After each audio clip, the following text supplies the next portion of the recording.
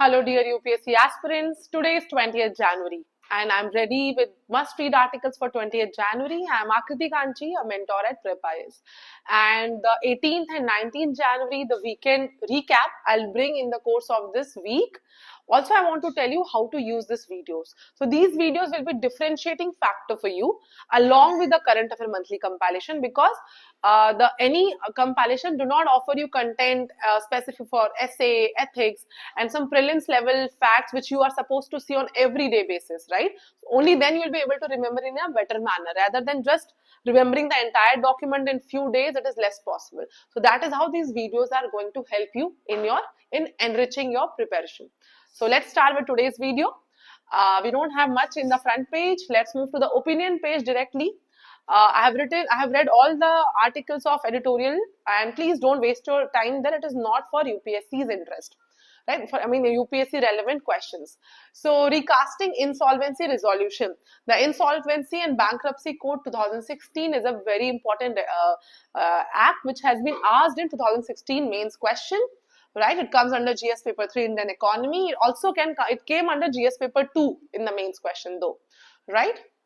It addresses the challenges of insolvency resolution in a structured and time-bound manner. That's what the act promised. When Economic Survey appreciated that, it gives an exit route to the companies which wants to liquidate itself and do not want to work further, right? So it is a good exit way. It provided a good exit. But there are certain issues in the 8 years that it is facing, right? First is institutional capacity and procedural efficiency.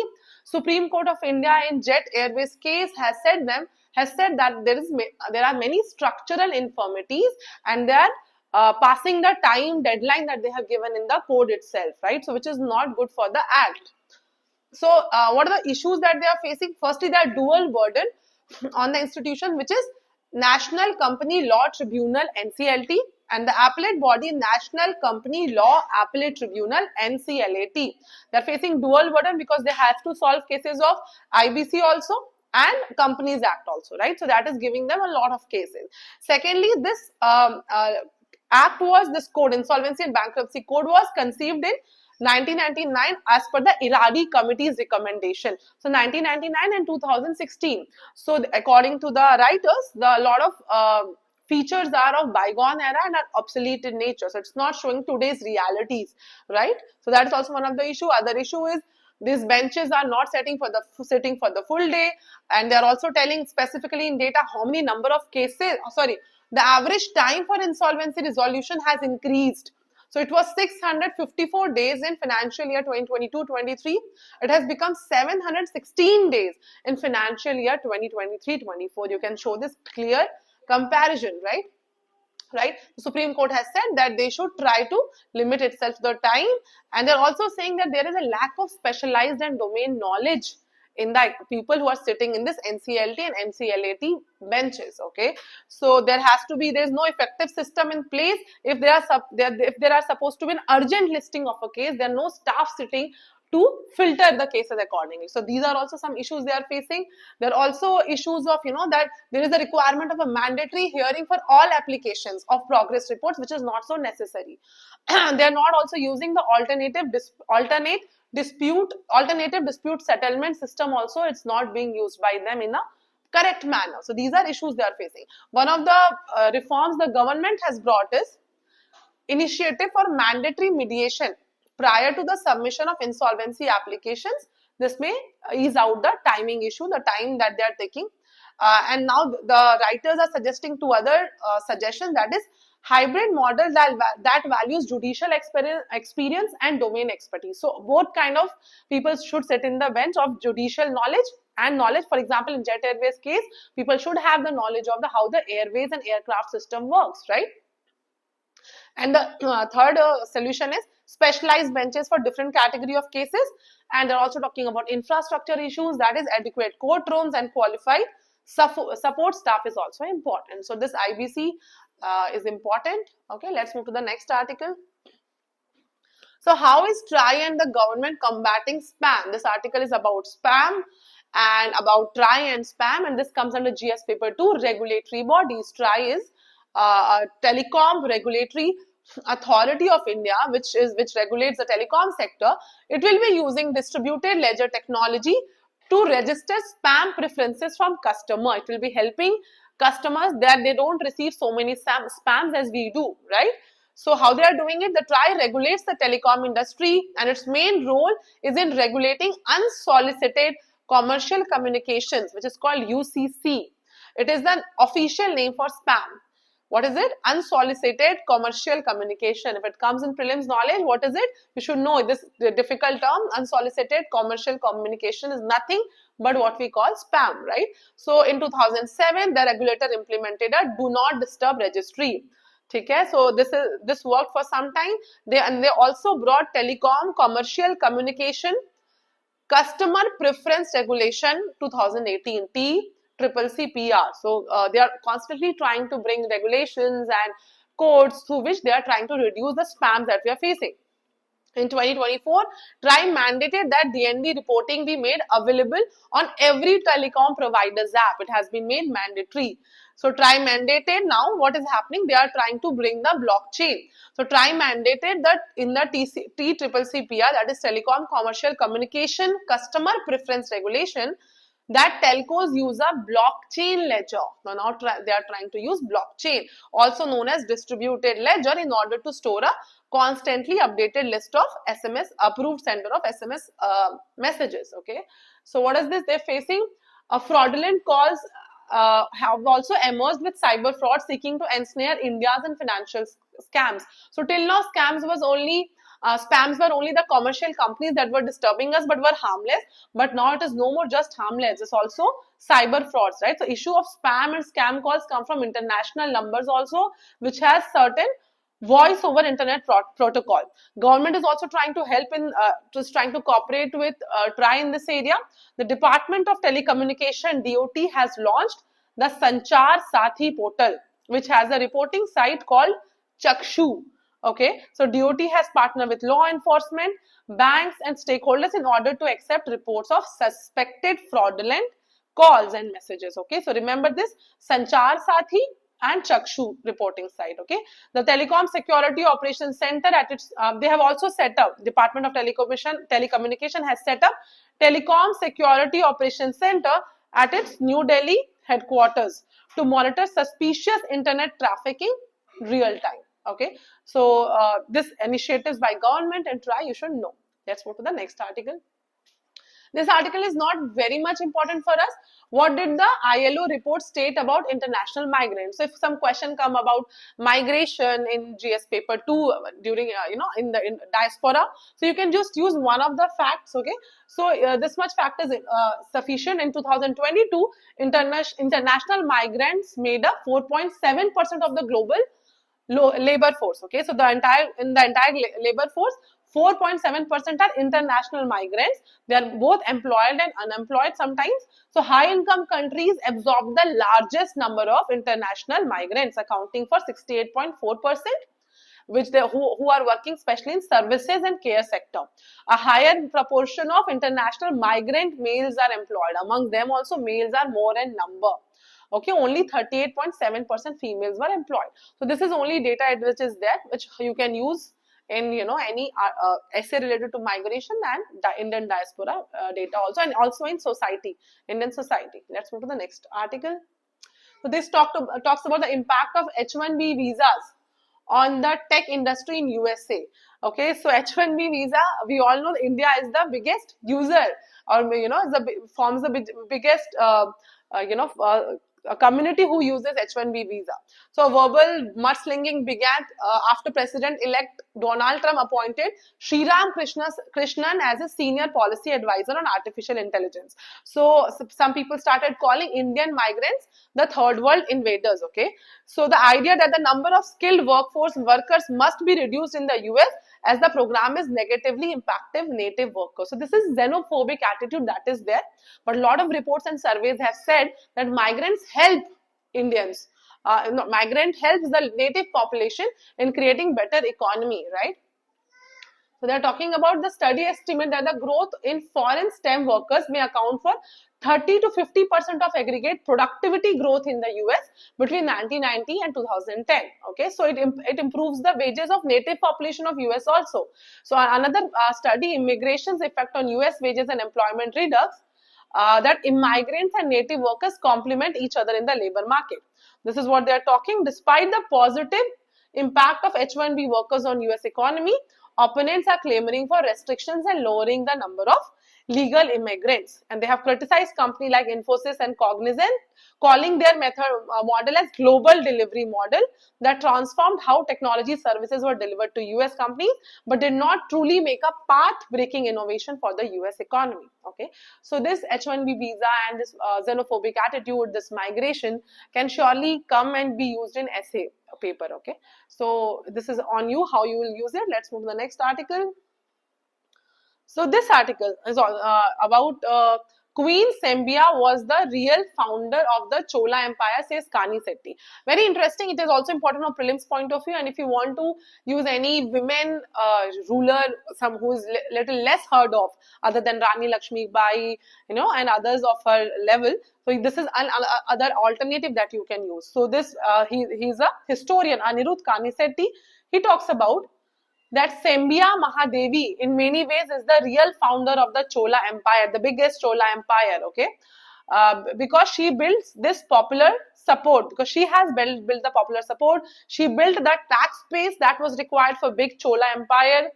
That enabled her grandnephew Raja Chola to go out on this extraordinary campaigns of conquest. We have heard about Rajendra Chola, Raja Chola, but before them, who had a huge influence on founding of Chola Empire was Sembia Mahadevi.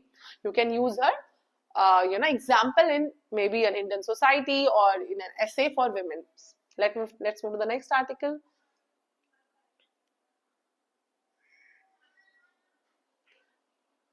So, yeah.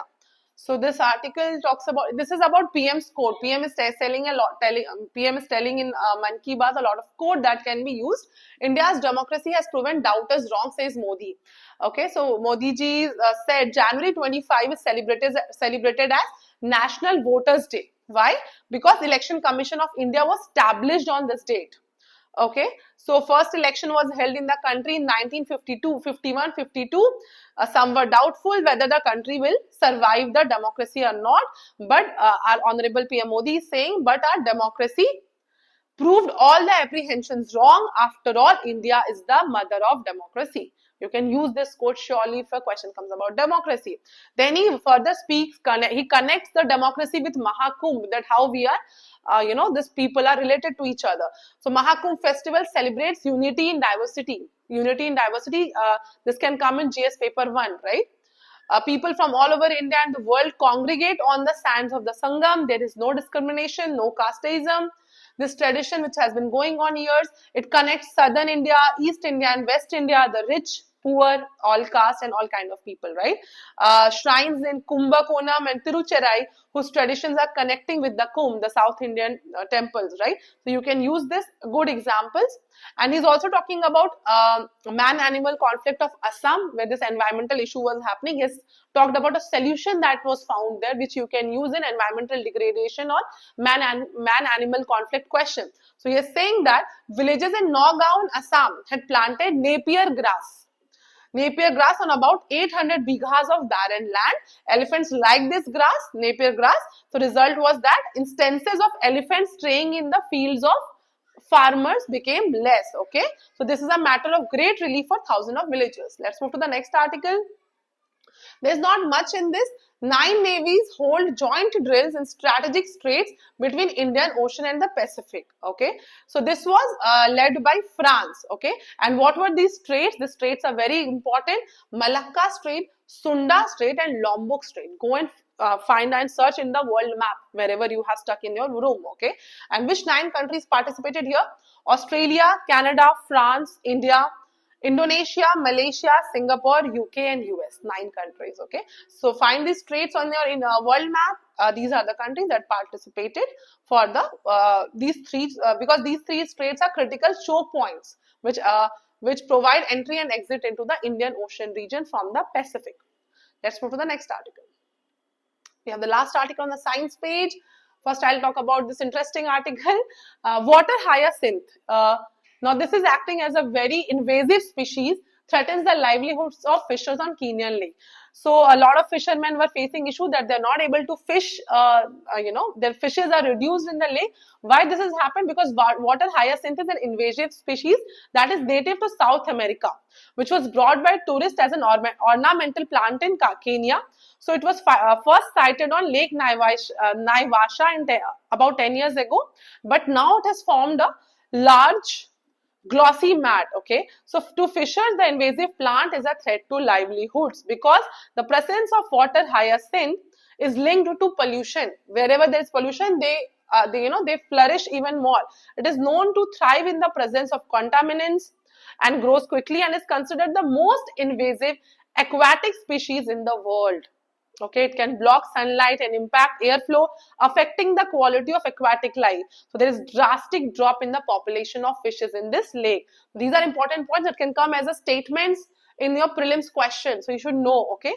So it is also there in Lake Victoria, which has led to annual losses of $150 million and $350 million in Kenya's fishing, transport and tourism sector. So there are several ways to remove it, physically removing it, introducing organisms that will feed on it.